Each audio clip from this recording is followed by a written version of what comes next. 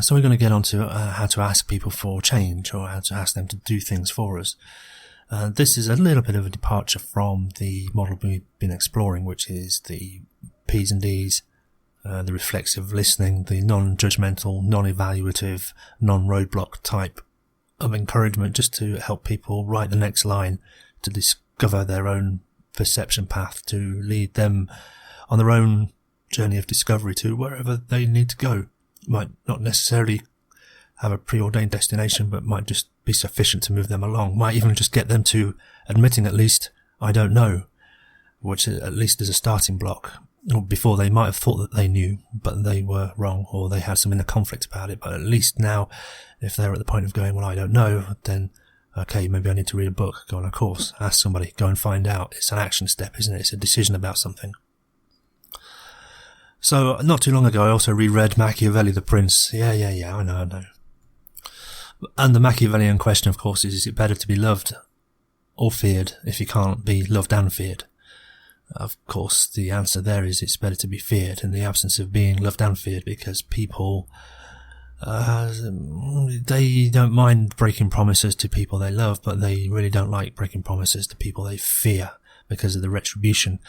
You know you're going to piss off the people that you love, and eventually you might get back to where you were, but piss off those people who you fear, and you just don't know the consequences. And so that's why it's, harder to upset those people who we fear, because we just don't know what the consequences are, or how long or how far-reaching they're going to be, or how vindictive that person with a bit of power can really be. Maybe this is that expression that, we always end up hurting the ones we love, and through this kind of abusive language as well, the presupposition and imposition of, if you loved me, then you would. Ooh, nasty language. And so this brings us to a question: why do some situations give rise to the behaviour of compassion, and other situations give rise to the behaviour of violence? And it comes down to three factors. It's the language that we've been educated to use. So just gave an example there where we are manipulating people to do things for us, to earn even hearing the words, I love you. If you love me, then you would do, so they do. Oh, you did, I love you. Wow. Second, how we've been taught to think and communicate, the roadblocks. Is it worth going through the list again? Maybe just a quick refresher then. Deep breath in. Ordering, directing, commanding. Warning, threatening, admonishing. Moralizing, preaching, shoulds and oughts. Advising, giving solutions and suggesting. Using logic, argument and reason. Criticizing, judging and blaming. Praising, agreeing and supporting. Labeling, name-calling and ridiculing. Analyzing, interpreting and diagnosing. Reassuring, sympathizing and consoling. Questioning, probing and interrogating. Avoiding, diverting and ignoring. And third, the specific strategies we've learned to influence ourselves and others. Now, isn't that interesting? So the first one, again, just to reiterate them without the interruption of the roadblocks, is the language we use, the way we have learned to communicate, and the strategies we use to influence and persuade. So what do we have here? We have the ability and freedom of choice to express something, language, to communicate, to convey a meaning. That's a tool, it's an instrument. The second one is how we think, our perceptions, how we manipulate those perceptions. And the third one, specific strategies on how to influence the decisions we make, the things that we choose to say, given our way of thinking. So again, there's that pattern. All we're doing is perceiving, making decisions about things. And then we have emotional responses, some of which I don't know whether we have control over those responses. Feelings, I think we might have more control over. We can decide. If happiness is a state of mind, in theory, you can decide to have it now for just no apparent reason. I struggle with this because then it tells me that everything's arbitrary anyway, so what does anything matter? And then I end up down that nihilist path. But I've slowly come to realise, actually, that's a bit of yeah, you could do that, but a bigger challenge, rather than just being happy with whatever happens to you. A bigger challenge is to be happy no matter what you decide to do. So, you can just sit in your room, just let the world happen and be happy with that. Or you can say, you know what, I'm going to make some big decisions, and regardless, I'm going to be happy. Now, what that might mean is that it goes well and you're happy. What that might also mean is that you make a lot of mistakes, but you work to rectify it all the while being happy that you're doing all those things. So you might not necessarily be happy that you've upset someone or caused a loss somewhere or done some damage, but maintaining a state of happiness means that you're going to re-engage and make amends and put it right and work according to your own moral code all the time. But feeling unhappy and pissed off and depressed about it is going to start limiting options or even imagination or perceptions about possibilities. So I suppose that's the big challenge. Anger then, the big one. Yeah, this is it. We've been taught anger is a bad thing to be avoided. So I think the message gets muffled as well. It's one of those type 1, type 2 thinking things. Yes, we should work to avoid contempt and avoid conflict. So we perhaps ought to practice and work on our communication skills and make sure we're sending and having our message confirmed back before proceeding, that kind of thing. Roger, Roger. I remember one time an SAS guy told me that he used to go out into the hills and countryside in the Rover, and once upon a time he went over a hill too fast and he rolled the Rover over, so he got on the radio and said, I've rolled the Rover over, Rover. One too many Rovers, I think. So we make the mistake of trying to repress anger rather than engaging and dealing with it. And engage again, I mean engaging like how Bob Iger talks about engagement, not violent engagement with anger, but dealing with it. Going deep into it. So it's not about unleashing the anger and smashing pillows around the place or hitting people with polystyrene bats, because that just teaches people to focus the face of their enemy at the end of a bat whenever they think of anger. Not useful. So anger's not really about what someone else did. The source of anger is always within. Something within us has responded to an external stimulus. I don't know, let's say caused anger, that there was a chemical reaction in the brain or some part of the mind found incredibly objectionable and is responding with this thing called anger. So much in the same way as in the previous audio we looked at P's and D's, lies and ass, here with anger we want to be clear on what the stimulus for our anger is. And again, the 12 roadblocks, if we attribute our anger to one of the 12 roadblocks, we're not dealing with it appropriately. We're looking to blame. So again, with the 12 roadblocks, it's, they did this that made me angry. They said this that made me angry. They didn't do something and it made me angry. They called me a name or pigeonholed me and that made me angry. They analysed and diagnosed me and that made me angry. They were interrogating me and questioning me too much. They were ignoring me and that made me angry. So if any of the 12 roadblocks comes up as a cause for anger, it's not the right one. Again, caution on moral judgments. When someone apparently does something that makes us angry, we might say, yes, they knocked my pint over in the pub. That made me angry because they were inconsiderate. And that's a moralistic judgment. We're saying that at all costs they ought not to be inconsiderate, and the fact that they have is cause to do anger, and that's not the way to look at it. We've got to be much more precise and clean, because we don't know if they were inconsiderate. They might not just have seen us. Then we might say, well, they ought to have seen us, and on it goes. So what we can say is that someone turned around, and in doing so, a body part of theirs was incident with our pint, and it was knocked over. That is, if we take that as a fair consideration of what happened, then you can say, and in response to that, I've got angry. It's our evaluation of what's been done that causes our anger. And it's a very specific kind of evaluation. It's life alienating ways of evaluating situations. And this is non-violent communication model that we're talking on, the clue is, if we're using a roadblock to describe or attribute the cause of our anger, what we're really doing there is thinking in a way that implies wrongness or badness or insufficiency or suboptimal performance of others for what they have done. So this is point 2 on the checklist, how we've been taught to think and communicate.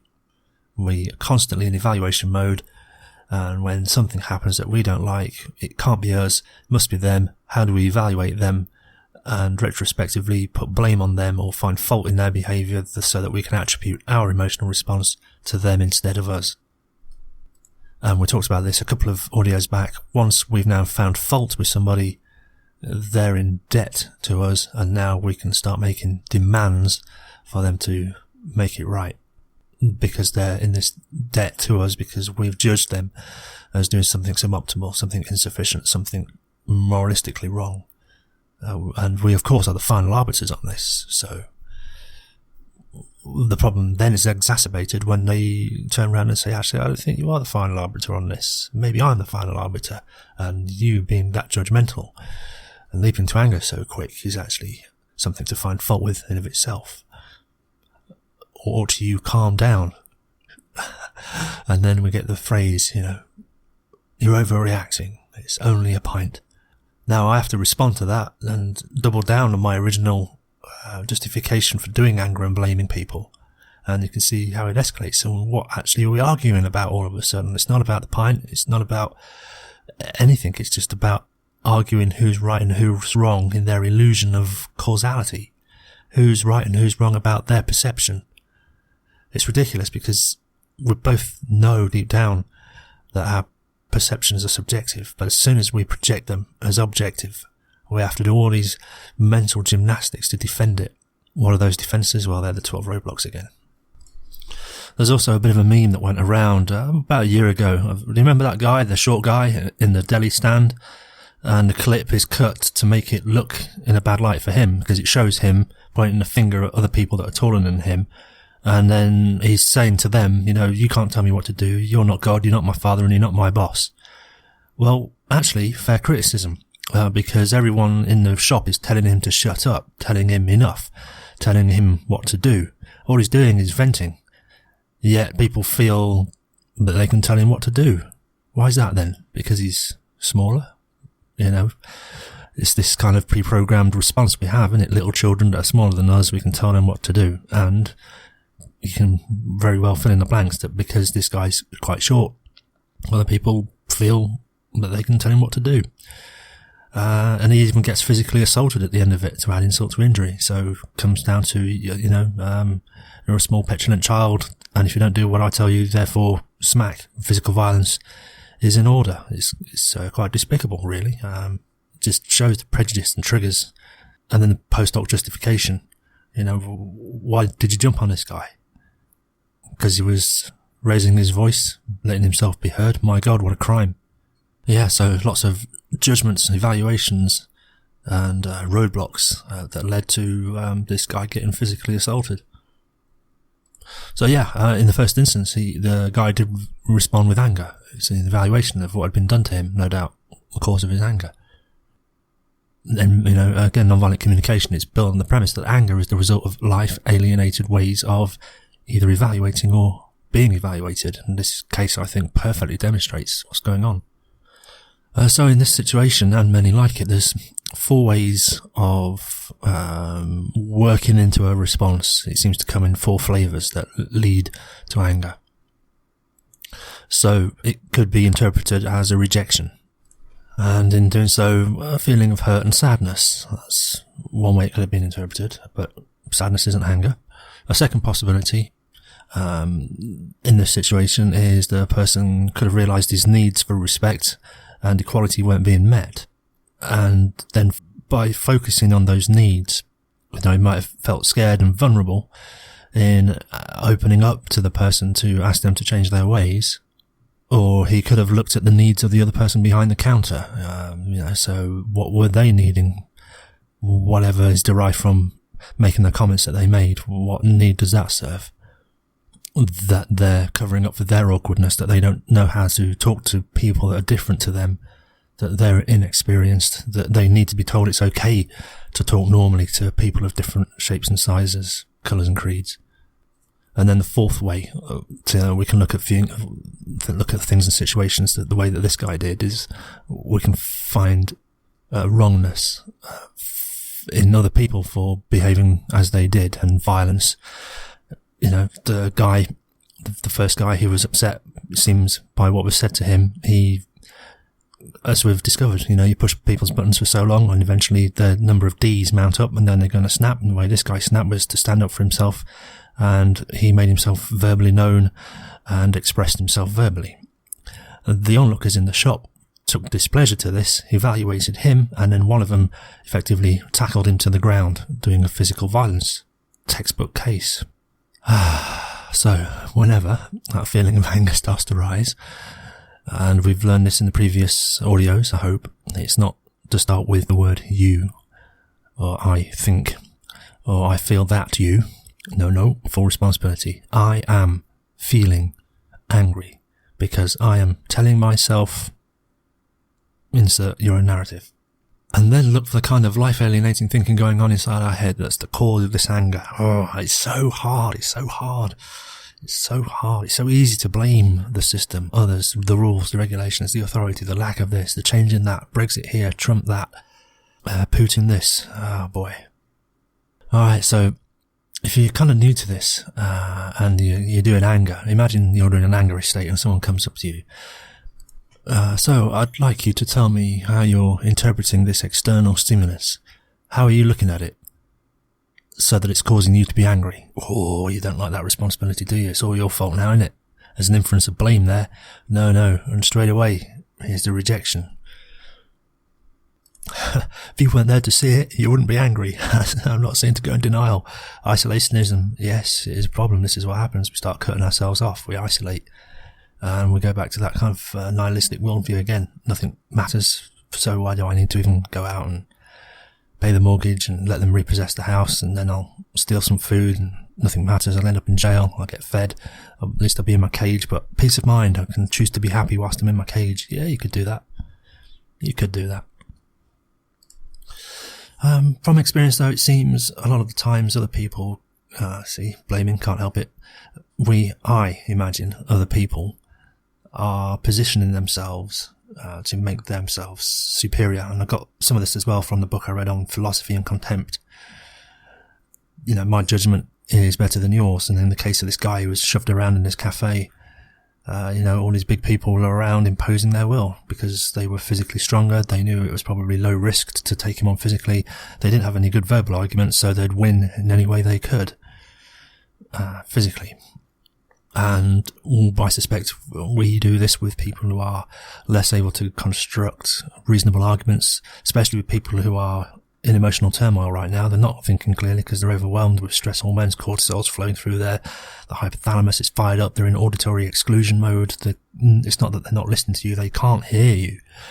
And so what do? You tease them a bit more, provoke them a bit more for them to implode, or we use argumentation and rhetoric and those 12 roadblocks to show our superiority and the situation they're experiencing is trivial. Oh gosh, all you need to do is this. Life's so hard for you. Imagine my problems. And it makes it not about them anymore, but it through their misery, suffering and particular incapacity in this situation, we step on that to position ourselves up. It's ludicrous. But, this is those three rules. We learned impoverished ways of thinking, impoverished ways of communicating, impoverished ways of perceiving things. So the trick is not to confuse or mix up, conflate or attach even the behaviours that people do, the triggers, with the actual cause of anger. And this is a big one.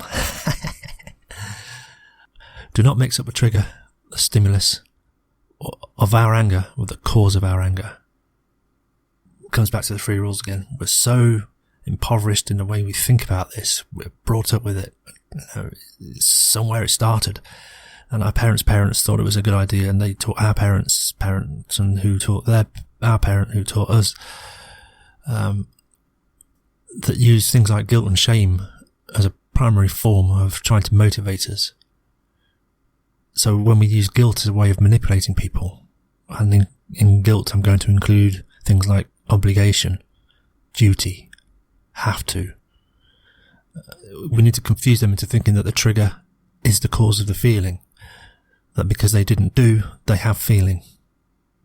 Approximately, if we want to guilt people into doing things, we need to express the manipulation in a way that indicates that our pain, our suffering, our loss, the damage is being caused directly by what they're doing, saying or not saying.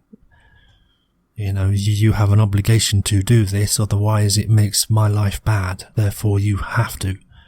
And if you don't discharge your duty, you're dishonourable. And there's that pattern again. But in a not so long-winded way, the phrase that pays, or the phrase that causes pain, is it really hurts me when you do whatever, don't do whatever, say whatever, don't say whatever. So again, it comes back to frameworks we explored in a couple of audios ago, where you start phrases or sentences with you or that or because you. So frameworks like you make me feel, that makes me feel, I'm feeling because you. These are all abhorrent ways of communicating. Guilt installing, manipulations. Speaking of manipulations, I wonder if it's time to have a quick look down the list of common manipulators. Yeah, why not? Let's have a quick look. So, stop me when these sound familiar. Lying, that's the most obvious one. Not telling the whole story, in other words, lying by omission. Mood swings. So, if I go into anger or I go into sadness and then I use one of these phrases like, you make me feel this way because you do something I don't like. Devaluing people,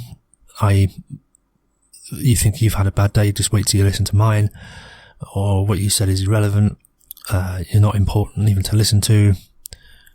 Even worse, this manipulation can turn into something called love bombing, where the person will manipulate the positive feelings of the other person. They'll increase their P's and make them really pleasurable, and then all of a sudden they'll take it all away.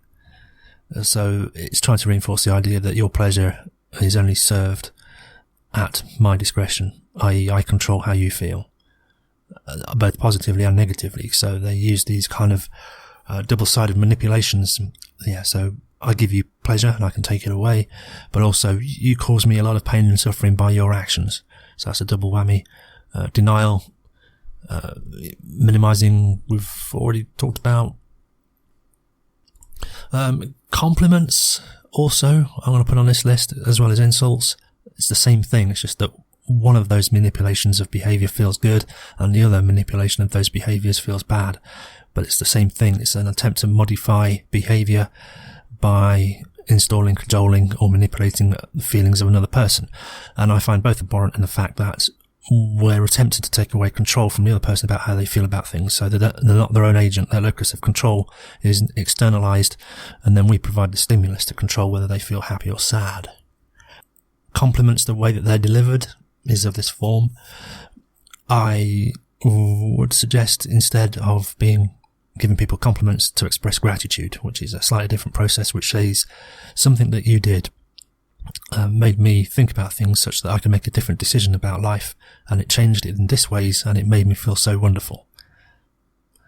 That tells them a lot of information. It tells them what they did, how they did it, the effect it had on you, and the positive outcome. Whereas just saying, you're brilliant, it's an ego stroke. It's like, you're brilliant, now that I've given you a compliment, can I get your book signed for free? It's just diversion we talked about. Sarcasm, it's a very confused way of communicating in high stress, high stakes situations. It's just brings more ambiguity where it's perhaps not useful. Guilt tripping, we've talked about that. If you loved me, then you would. And it really hurts me when you. Flattery, same kind of thing as giving compliments. A little bit of gaslighting, of course, in there. Aggression, making people fearful of you so that they don't challenge you. Isolation, or is it called defooing? And then I suppose the really subtle ones that are hard to tell when people are being genuinely empathic as opposed to psychopathically empathic.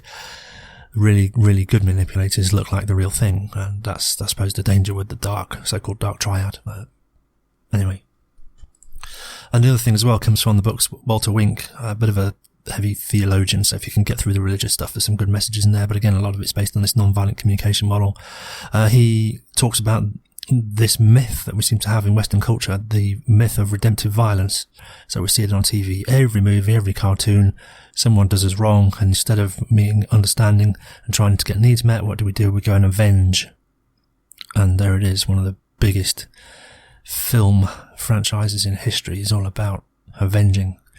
Alright, yeah, there's a little bit in there about team building and, not cramping people's style, and also it's a kind of interesting metaphor of all the different archetypes that we have in there that play to their different skills. It's almost cliche. We got Tony Stark, the engineer type, or the money man maybe, Captain America, the strategist, Romanoff and Hawkeye, Romanoff an assassin, Hawkeye maybe more a mediator type, Hulk, pure aggression, dichotomized of course with the scientist, the rational thinker. That's an interesting one. Yeah, but you get the idea, we're building a team, different cognitive functions, strengths and weaknesses. It's all there, but, they're there to avenge. But, in the film franchise, Tony Stark does make an interesting observation. Isn't the purpose of the team so to make it so that the team can go home, so that the team isn't required? And that's quite a good question. So yeah, the point about redemptive violence again comes back to the 3 rules we talked about. Probably worth just reiterating them. The language we've been educated to use. Avengers, it's there now in pop culture. It goes back, Popeye and Brutus and Olive Oil. Every episode is the same struggle. No one's learning anything. It's just redemptive violence again. Second, we've been taught badly what to think and how to communicate. So again, Popeye, if you don't do what I say, I'll eat my spinach and annihilate you. It comes back to that guy in the cafe. He was voicing his concern and someone didn't like it. They didn't need to eat spinach because they were already bigger than him, and then just wrestled him to the floor. Brilliant. And then third, the specific strategies that we've learned to influence ourselves and others. Redemptive violence, do what I say or else. And so here's the challenge to change. If we think that the other person is guilty and complicit in making us feel this way, that they're imposing upon us in some way, it's easy to then imagine that they deserve punishment, and then we justify it any way we can. So to reduce violence, to make the world a better place, to stop tackling short people at deli restaurants because they speak in volumes that we don't like, we have to start to take on board that it's never what the other person does that makes us angry. It's how we see it. It's how we interpret it. And it comes back to a point I made in some of the other audios. I can't remember which one now because so many of these I'm doing off the cuff. I don't have notes to refer back to. But I think in one of the audios I talked about redemptive violence, and you can imagine the kind of things that go on in the world, like in Rwanda in the early 2000s, and the genocides. And literally neighbours were murdering each other. Although they were neighbours, I think different tribes. I don't know too much about the mechanics and the politics of it all, but I know it was pretty fucking grim. And some people were, after it was all over, didn't hold a grudge. And I found this the most remarkable thing. Again, my own predilection for lusting after violence and being avenged. It seems that the people that may have been angry had strong feelings, but the feelings led them to want to prevent this kind of thing from ever happening again. And that was a stronger feeling than wanting to take revenge, I suppose. It just can't work any other way. Otherwise, if they took revenge, genocide would still be going on until there's no one left. And surely, it's just even remarkable to say, but if people in that situation can come to the realization that it's how we look at the situation that creates our anger and not the stimulus itself. It's when we start saying it's the other side that's evil, that's one of those post-rational justifications. I feel uncomfortable, therefore it must be malevolent evil forces because I'm such a perfect being that it would take incredible evil to make me feel angry. Therefore, that's what the other side must be. And now that we've brandished them as evil, well, as Dave Grossman says in his book, once you start dehumanizing other, it becomes easier and easier to pull the trigger. So it's a long-winded way of saying we need to be more aware of the trigger and the stimulus as separate and distinct from the internal cause of anger. It comes back to the P's and D's list. When we're feeling displeasure, it's not quite anger, but again, it's a recognition that someone has done something, and that is the trigger. And then our internals react in a way that causes our feeling, our anger. But it's important to note that these two things are distinct and uncoupled, ought to be uncoupled, because otherwise, if we leave them coupled, we can then say it's the other person's fault. It was their action that caused our anger. No, it was their action that caused the trigger. That's fair to say. But the response is within us. And that is caused by the way we're interpreting, evaluating, or judging someone else's behaviour. So in the case of this short guy in the cafe who eventually got bullied, what do we call that? Short man syndrome. Yes, it's so well known it even has a name. And now we can attribute it to anyone who's less in height than we are, who behaves in a way we don't like, and we can pin it back on them, and it's their fault again. Or the spoiled brat image, where a small petulant child does something that we don't like and seems entitled. We can make that judgment and call him a spoiled brat who deserves... Yes, it's astonishing how quickly that mental imagery comes to mind. So anyway, all this brings us to the third step, which is to recognise that the responses that we do in reaction to a stimulus is based on the assumption that there are some needs of ours that aren't getting met. Either we're not able to articulate, or we're not able to slow down and perceive things in a different way, or that it's directly in conflict with one of our needs, or that something that we want that now has been prohibited or stopped, or some barrier has presented itself that we need to resolve before we get to our prize. We're being denied and it's their fault. Oftentimes, though, we're not directly in touch with this need. We just know somehow this is a violation and we don't even know what of yet, but we've taken exception to it, so shit, we might as well make up some need that's now being violated. Yeah, that's how it goes.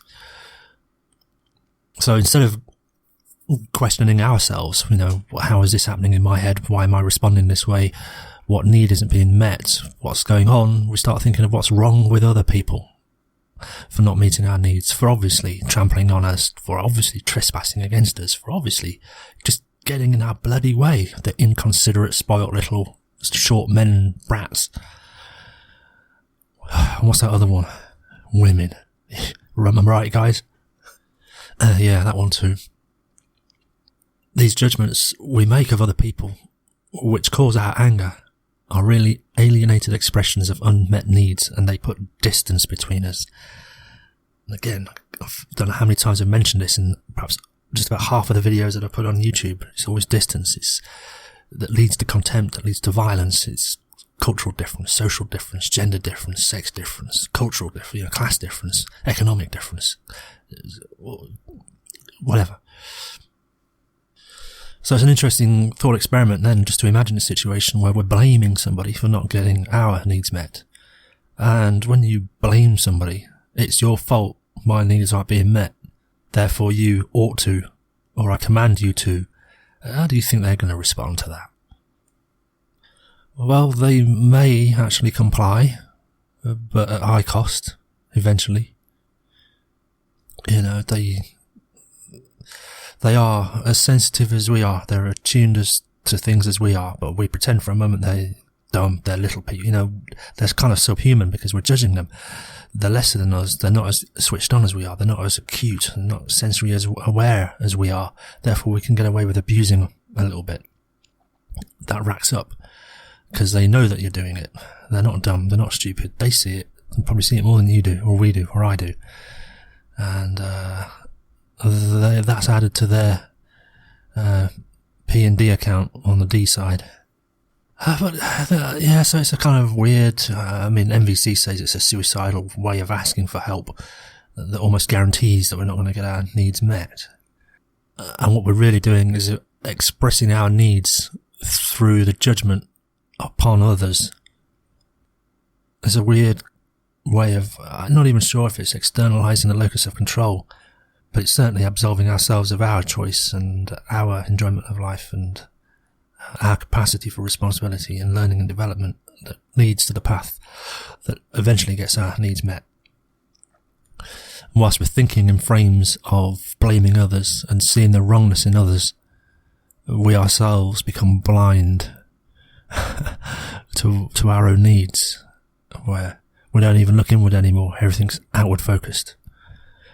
I wonder if there's again a little bit of Myers-Briggs that comes into this, differences in external perceivers and judges, or internal judges, perceivers, or whichever way around. I haven't looked into it, just a question that came to mind. So in summary then, how about carrying around a small reframe on the word emotion? Emotion, what is that? It's motion. It's motion to do something. To do what? Well, when you feel hungry, you motion to go and get some food.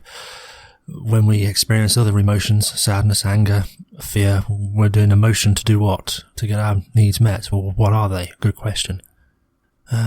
So this has been a longish one, so just in the next audio I'll round off this nonviolent communication model of operations for discovering self-needs and how to express those, finally working up to a way of how we can make requests of people to ask them to do things that help us. Please help. Thank you.